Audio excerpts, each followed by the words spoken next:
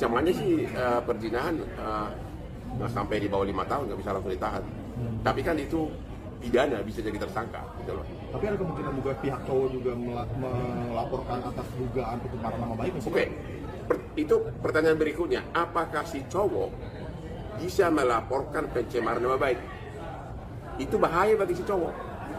Karena dia hanya bisa mendalilkan bahwa namanya dicemarkan kalau dia bisa membuktikan bahwa dia bukan bapaknya. Berarti harus tes DNA. Harus ada bukti kuat. Polisi nanti bikin tes DNA, malah merugikan si cowok. Jangan-jangan benaran. Gugatan yang pertama yang perihal agar pengadilan menyatakan itu adalah anaknya si cowok itu prematur, ya, karena belum ada tes DNA, ngerti gak? Jadi itulah kelemahan bagi pihak wanita. Jadi pihak wanita tidak bisa langsung gugat ke pengadilan untuk menyatakan anak ini adalah anak dari si laki. Karena belum ada bukti tes DNA. Chatting-chattingan, hubungan mesra, hubungan check-in di mana itu bukan tidak membuktikan bahwa itu adalah anak. Kan cewek bisa aja, jangan beberapa cowok kan, kayak kamu ada berapa cowok, ya.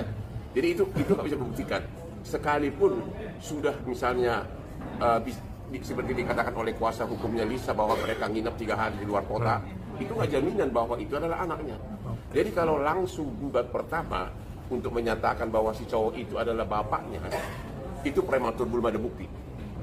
Sehingga mau tidak mau harus gugat dulu pertama, yaitu gugatan perdata agar pengadilan memerintahkan si laki untuk melakukan tes DNA. Jadi hanya perintah untuk tes DNA. Belum putusan mengenai bahwa itu anaknya, kan masih baru tes kan. Cuma tes DNA, perintah pengadilan tentang tes DNA, kalau tidak ada sanksinya, itu sia-sia. Karena di Indonesia ini tidak dikenal contempt of court. Artinya gini, orang yang tidak mematuhi hukuman putusan perdata, tidak ada sanksinya.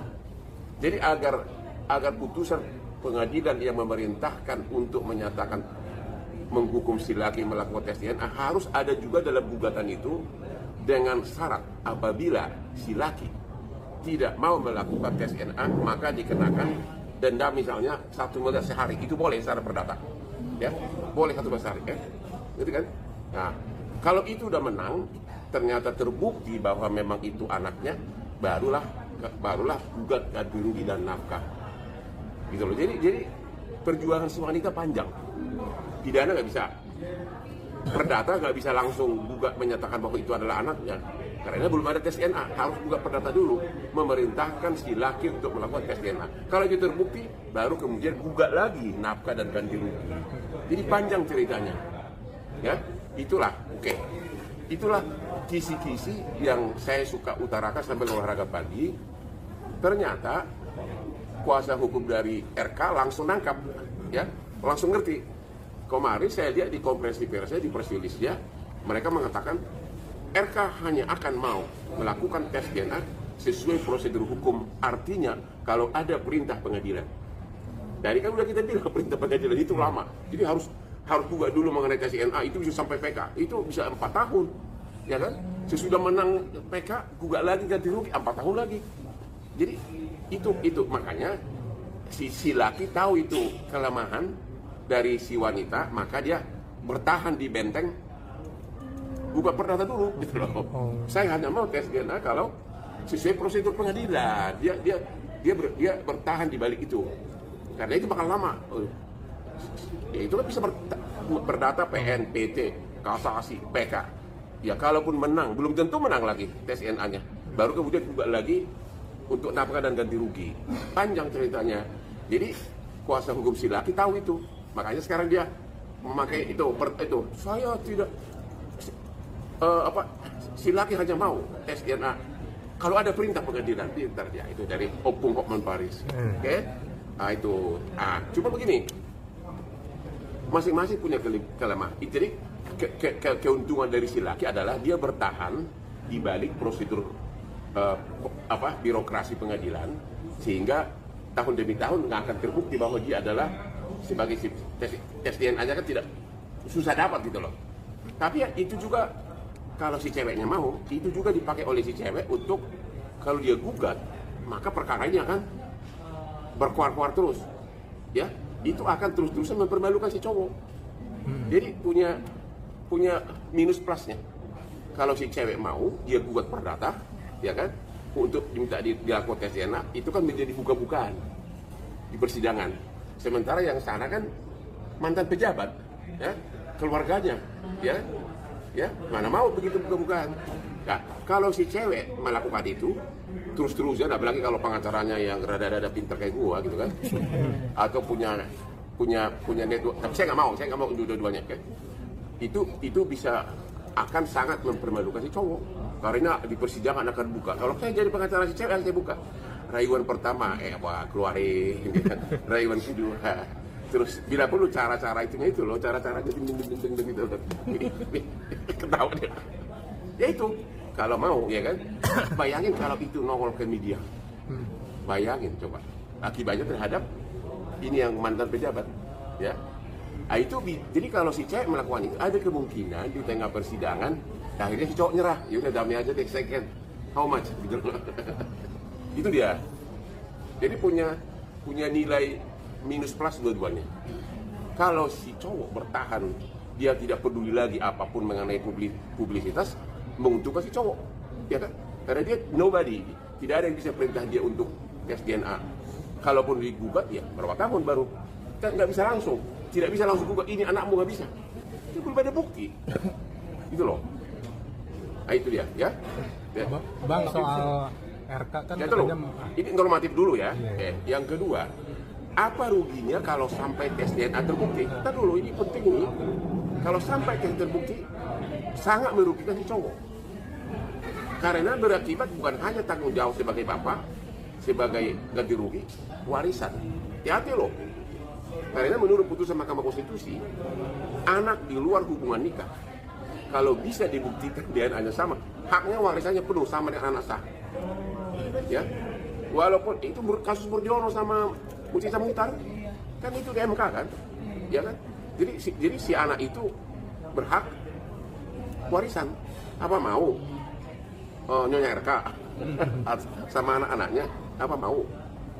Jadi memang ini tergantung siapa adu kuat nih. Saya melihat apakah si ceweknya adu kuat atau tidak, itu loh kira-kira intinya, ya. Itu sekali lagi saya hanya membahas secara normatif sebagai pengacara senior, bukan memihak kepada siapapun, bukan kuasa hukum siapapun. Saya hanya melihat nilai positif negatif bagi kedua belah pihak.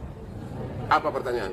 Kan RK akhirnya kan menafkahi katanya Bang, tapi 8 bulan terakhir ini dia udah agak menafkahi, gimana tuh Bang dari statement pihak dari Lisa sendiri? Itu loh, itu belum bisa membuktikan bahwa dia adalah anak bapak biologisnya. Aku sering nafkahi cewek, apa anaknya anak buah, gitu kan? Nggak jaminan.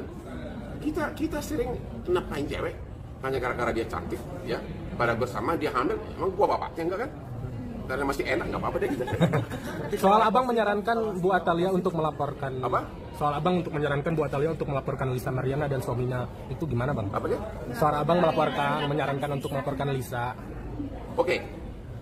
Nah, ini lagi. Jadi itu tadi kan normatif dari pihak si pacar, cewek, normatif dari pihak si laki. Nah, sekarang dari segi istri.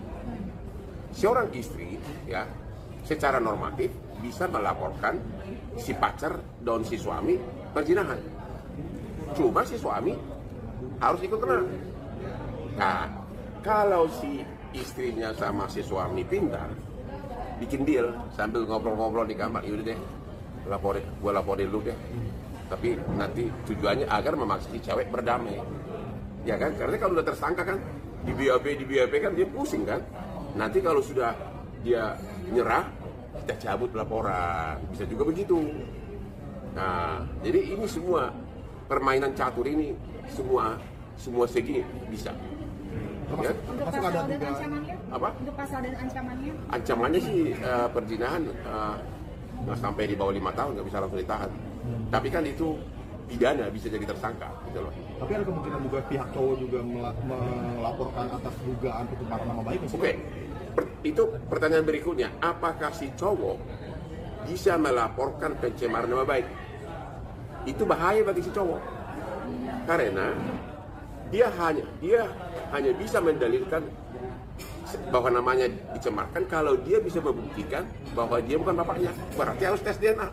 Harus ada bukti kuat. Polisi nanti bikin tes DNA, malah merugikan si cowok. Jangan-jangan benaran. Lagi pula di Indonesia ini tes DNA nggak jaminan, masih bisa diatur. Hati-hati.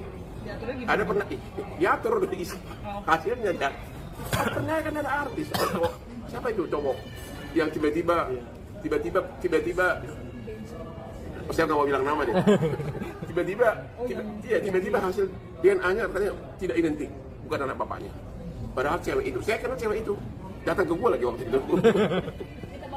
Dia diskusi gimana ini, dia gimana udah keluar hasilnya mau apa lo? Itu bahaya loh.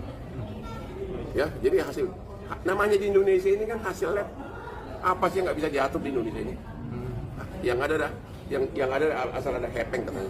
Berarti saran buat ke RK sendiri ya Pak, diem tapi makin menjadi, kalau Kapolri juga jadi bos. Bagi RK, saya tidak mau kasih saran. Saya bukan pengacara dia. Saya sekali lagi, saya hanya kasih tempat ini. Tergantung. Kalau dia tetap bertahan, jalin aja di media terus, ya udah.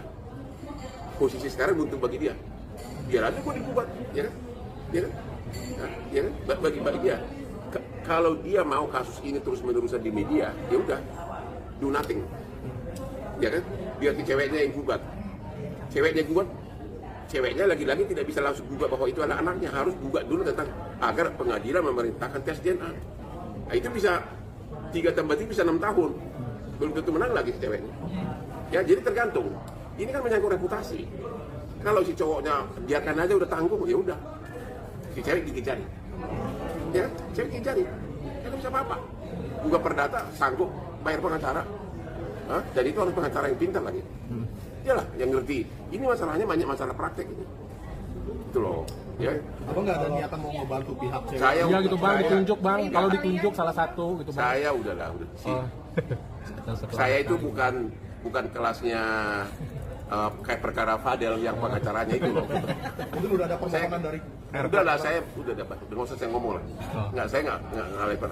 Saya udah perkara-perkara besar lah, ya. Walaupun yakin sudah, misalnya pun benar sudah hubungan berapa tahun, tapi kita tidak membuktikan bahwa dia ayahnya. Ya, bahwa ada hubungan bisa dibuktikan pengadilan nggak bisa. Karena cewek, aku ini bisa punya pacar lebih dari satu, cewek juga begitu gitu loh. Ya.